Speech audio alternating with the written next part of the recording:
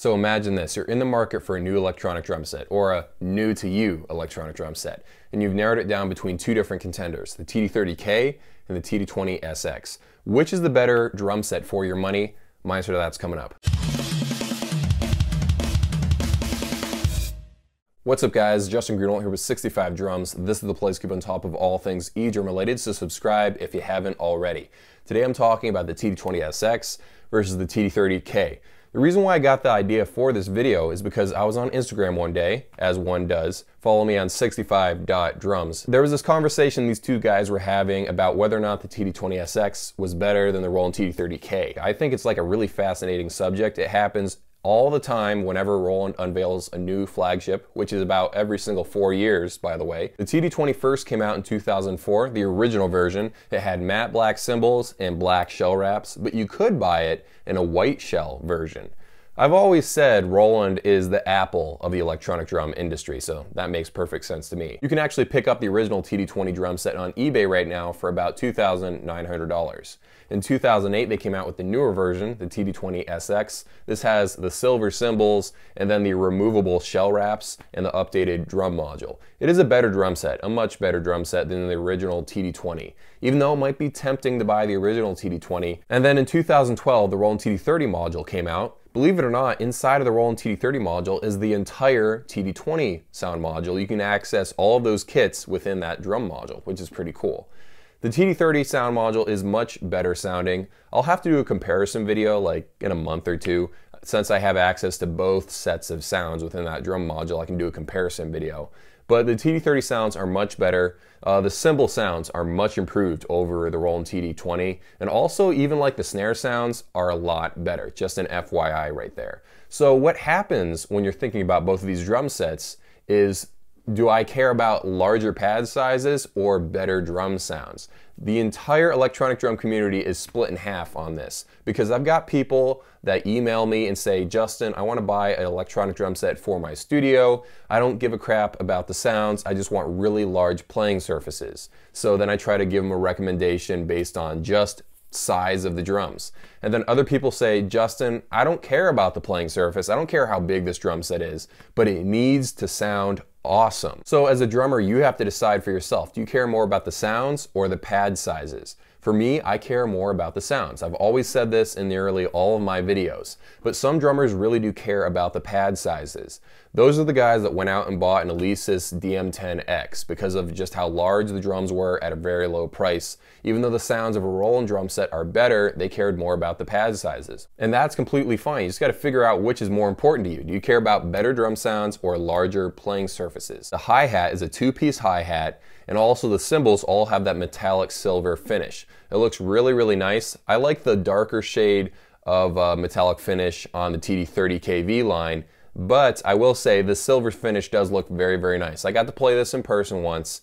Really, really nice, pretty looking drum set, would look awesome on stage. The only problem though is that I've seen the silver on those cymbals wear off. I saw an eBay listing once with the Roland TD20SX cymbals. The silver, like in like circular stripes, was starting to wear off. And then I have a friend who has some of those TD20 cymbals. I believe it was a TD20 hi-hat, and the silver on that started to wear off for him as well. So if you're buying this just because it looks really pretty, there is a risk that after a while it will start to wear. I'm not saying this happens to everybody, but I just want to put a bug in your ear just so you know that it is a possibility. Sort of like if you buy a really old Lamborghini, yes, it's still a Lamborghini, but maybe the paint isn't as nice as when you first bought it. All right, so what about the TD30K?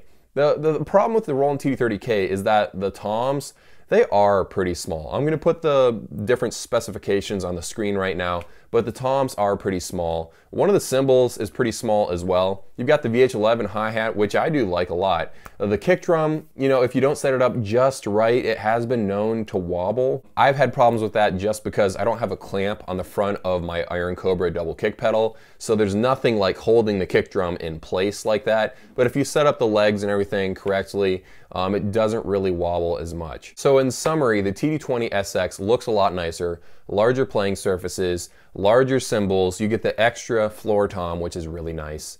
And the drum module's a little bit old. It does not sound as good as the TD30 at all. Meanwhile, over on the TD30K, it's got the smaller playing surfaces, the cymbals are a lot smaller, and it doesn't look quite as nice. but the sounds are better. You got to figure out which is more important to you. For the guys that don't even want to use the drum module sounds, they just want to trigger a VST with the TD20 SX, then perfect. You've got a pretty low-priced electronic drum set at that price point. Actually, no, it's still overpriced. It's a lot cheaper than it used to be. I think it used to cost around $6 grand. Now it's $3,900. So that's still really expensive, but it's like half the price of what it used to be. The only problem though is that you will have to buy a MIDI interface. I just think that's an annoying extra box and an extra cable that you didn't need to use if you bought a Roland TD30 when I can just plug it straight into my laptop. Just an FYI. So in this case, for me, I'd rather buy the Roland TD30K. Other people that care more about a larger playing surface, maybe they're coming straight from acoustic drums. I did that too, by the way. I came straight from an acoustic drum set, and it took me a little bit getting used to the Roland TD30 pads. They're not tiny, but they're not large. But it would be an easier transition if I was going to a TD20 SX, just because of the larger playing surfaces. Let's talk about a different matchup before I end the video. The TD50K versus the TD30KV. The TD30KV would seem like a more even match than the TD20SX versus the TD30K.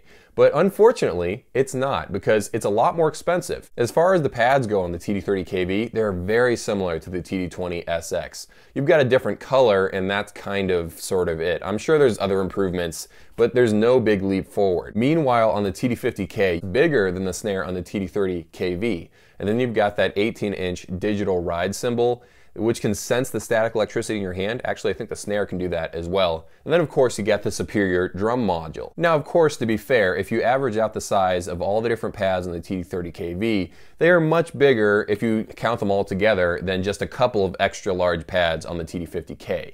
But again, sound is the most important thing to me, and I definitely believe the TD30 does not sound as good as the TD50 drum module. So I would have to go with the TD50K in this case. And it's a lot cheaper, by the way. You're spending less money, you're getting a better ride cymbal, a better snare, and a better drum module. I think that saving money and getting better components that are just a little bit smaller for the toms and the kick drum, I believe that's the better deal. So that's what I think of that matchup. So to wrap all this up, generally I would go with the K version of the new flagship versus the KV version of the old flagship. You've got to decide for yourself, do you want bigger all-around pads, or do you want smaller pads but a better drum module? I'd rather get the better sound module and just smaller pads. I can always go upgrade the pads later on. A drum module is a lot more expensive to upgrade to later on. So those are my thoughts on that. Thank you so much for watching all the way to the end, by the way. Subscribe to keep on top of the new updates. I'll see you guys in a few.